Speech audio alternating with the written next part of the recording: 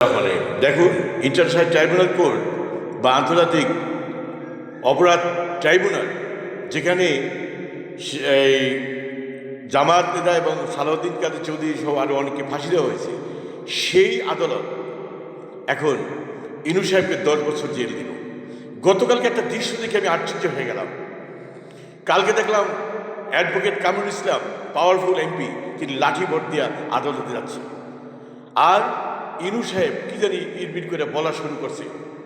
কিন্তু প্রশ্ন হলো, এই লোক তার জীবনের প্রথমে ভালো ছাত্র ছিল, ডটরাম কলেজে পড়াশোনা করছে, পরে বুয়েট থেকে কেমিক্যাল ইঞ্জিনিয়ার পড়াশোনা করছে, 71 সালে মুক্তিযুদ্ধ সংগঠক, 1975 সালে বঙ্গবন্ধু হত্যার পরে তিনি ট্যাঙ্কির উপরে উঠে নাচছে, এটা সবাই বলে, এটা সত্য মিথ্যা জানি না। তবে খন্দকার মোস্তাকের আমলে তিনি কয়েকদিন জেল কাটছেন এবং 76 সালে কর্নেল তায়েকে ফাঁসির সময় তিনি সহযোগী হিসাবে 10 বছর তার জেল হয়। 1982 সালে তিনি মুক্তি পান এবং এরশাদের সময় 2 দফায় তিনি জেল কাটেন। এখন প্রশ্ন হলো, ইনুর আরও অনেক হিস্ট্রি আছে, সেটা আমি বলতেছি না, আমি শুধু এতটুকু বলতে চাই, তিনি 14 দলের যে একজন কনভেনার, এটা সত্য, এবং জাসদের প্রেসিডেন্ট হিসেবে বৈজ্ঞানিক সমস্ত কায়েম করতে গিয়ে তিনি অনেক কিছুই করছেন। একটা পর্যায়ে আমরা দেখলাম উনি এহরামের কাপড় বেঁধে উনি রাশিদ খান মেনন সহ মক্কায় গমন করছেন, হয়তো বা উমরা বা হজ কোনো একটা কিছু করছেন। তখন মনে হয়েছে লোকটাকে বোধহয় আল্লাহ হেদায়েত দান করছে। যাই হোক, তারপরে 2012 সালে যখন তাকে তথ্যমন্ত্রী বানানো হয় আওয়ামী লীগ সরকারের সহযোগী হিসেবে, সেই 12 থেকে 19 সাল তিনি বাংলাদেশের তথ্যমন্ত্রী ছিলেন। এই প্রজন্মের কাছে একটা পরিষ্কার কথা বলে দিতে চাই, ইনু সাহেব সকালবেলা ঘুমিতে উঠা তার একটাই কাজ ছিল, 24,600 বার মানুষ দিনে শ্বাস করে, এই 24,600 বার সে শুধু খালেদা জিয়ার বিরুদ্ধে সে বক্তব্য রাখছে। একজন ইনোসেন্ট মহিলা, নিষ্পাপ বয়স্ক সাবেক প্রধানমন্ত্রী, একজন প্রেসিডেন্টের ওয়াইফ, একজন আর্মি জেনারেলের স্ত্রী, তাকে মাত্র 2-1 কোটি টাকা, যেটা সে আনটাচেবল, সেটা সে ধরে নাই হাত দেয়া, সেটা সে টাচ করে নাই, সেই টাকা অনুদানের টাকা ব্যাংকে হেলদি হইয়া এখানে ডাবল হয়েছে বা কিছু একটা হয়েছে। সেই আনটাচেবল মানির জন্য তাকে মামলা দিয়া আলিয়া মাদ্রাসার কোর্টে প্রত্যেক দিন সকালবেলা তাকে সেখানে নিয়ে যাইতো। রাস্তায় কয়েক ঘন্টা জ্যামের মধ্যে ঘামে অসুস্থ হয়ে সেখানে দাঁড়াই থাকতো সেই সাবেক প্রধানমন্ত্রী বেগম খালেদা জিয়া। এত কষ্ট করছে এই ইনু সাহেব, এবং প্রত্যেক দিন তার কোনো কথা নাই, শুধু এই খালেদা জিয়ার বিরুদ্ধে বক্তব্য রাখা। একটা পর্যায়ে কি হলো, খালেদা জিয়া অসুস্থ হয়ে শেষ পর্যন্ত মারাই গেল। অনেক আওয়ামী লীগের নেতারা এই খালেদা জিয়ার এই জেল খাটাটাকে চায় নাই, কিন্তু শেখ হাসিনা একরোখা মানুষ যা বলে তাই করে, তাই তার কথা কোনো শুনতো না। সুতরাং তার এটা নিয়ে আর কোনো, তাকে যে ক্যান্টনমেন্ট বাসা থেকে এক কাপড়ে বাই করে দিছে, এটার জন্য আমার দুঃখ ছিল না।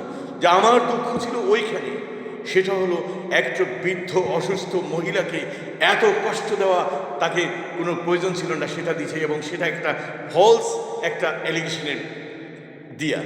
এই হলো অবস্থা। যাই হোক, আজকে ইনুর অবস্থা নিয়ে আমি তেমন উচ্ছ্বাসা এবং খুশি কোনটাই হই নাই। কারণটা হই নাই, এই ইন্টারন্যাশনাল ক্রিমিনাল যে কোর্টটা, আন্তর্জাতিক অপরাধ ট্রাইব্যুনাল, এটা গঠন করা হয়েছিল 3টা জিনিসের কারণে। একটা হলো যে ক্রাইমস অ্যাগেন্স্ট হিউম্যানিটি, মানবতার বিরুদ্ধে অপরাধ, আরেকটা ছিল ওয়ার ক্রাইম, যারা যুদ্ধ অপরাধী, আর একটা ছিল যে তারা জেনোসাইড করবে এবং হিউম্যান ক্যাটাস্ট্রফি যারা করবে, মানব বিপর্যয় যারা দুর্যোগ আসবে, মানুষকে হত্যা করবে, তাদের বিচার হবে এখানে।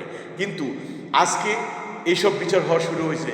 এই কোর্ট, সালাউদ্দিন কাদের বলছিল যে এই কোর্ট জানি থাকে, সেই কোর্ট থাকছে। আমি চাই না এই কোর্টে কোনো ইনোসেন্ট লোককে যদি ফাঁসি দিয়ে থাকে, তার জন্য হয়তোবা সেই জাস্টিস ডিপার্টমেন্ট তিনিই হয়তো দায়ী থাকবেন। কারণটা হলো এটা তার হাতের কলমের একটা বিষয়, তিনি শপথ করে এই কাজটা করছে। সুতরাং এটা নিয়ে কমেন্টস করতে চাই না। তবে এই ইনু সাহেবের লঘু যে দণ্ড, এই দণ্ডতে তারা যদি খুশি না হয়, আমার কিছু বলার নাই। কারণ বাংলাদেশে কালকে দেখলাম জাসদ মিছিল করতে পারছে, অথচ এই ট্রাইব্যুনাল যখন মামলার রায়গুলো দিত তখন একটা কথা বলার সুযোগ হয় নাই। আজকে বাংলাদেশের 3টা জিনিস চাই আমরা। একটা হলো এই যে ফ্রিডম অফ স্পিচ, আমি কথা বলতে পারছি, আর একটা গুড গভর্নেন্স, সুশাসন, আর একটা হলো হিউম্যান রাইটস, যাতে মানবিকতা কোনো রকম ভাইলেট না হয়। যদি এই কোর্ট এই ইয়াকে ইনু সাহেবকে সত্যিকারের ন্যায্য শাস্তি দিতে পাওয়া উচিত, আর যদি না হয় তাকে ছেড়ে দেওয়া উচিত। এটা কোর্ট জাস্টিসের বিবেচনা করবে। তবে এই একটা সুস্থ বাংলাদেশ যাওয়ার জন্য আমরা সবসময় চাই এদেশে শান্তি আসুক। এখানে কোনো আকাম কুকাম, সুদ ঘুষ, তারপরে ধর্ষণ, মানি লন্ডারিং, হিউম্যান যে এই যে ইগুলা ট্রাফিকিং হয়, এইগুলো যেন চিরতরে বন্ধ হয়ে যায়। বাংলাদেশকে ব্র্যান্ডিং করা সম্ভব। 18 কোটির বাংলাদেশের মানুষের একটাই খালি কাজ থাকা উচিত, সেখানে সমস্ত ধরনের অপরাধমুক্ত একটা সুন্দর সর্বব্যবস্থা যদি কায়েম হয়, সমগ্র বিশ্বের কাছে বাংলাদেশ ব্র্যান্ডিং হয়ে যাবে, মাথা উঁচু করে দাঁড়াবে। সমগ্র বিশ্বের কাছে বাংলাদেশ একটা স্বাধীন চলমুক্ত সুন্দর মেনার একটা ভালো একটা অনেস্ট সিনসিয়ার ডেডিকেটেড কান্ট্রি হিসেবে প্রতিষ্ঠিত হবে। আপনাদের সকলকে ধন্যবাদ।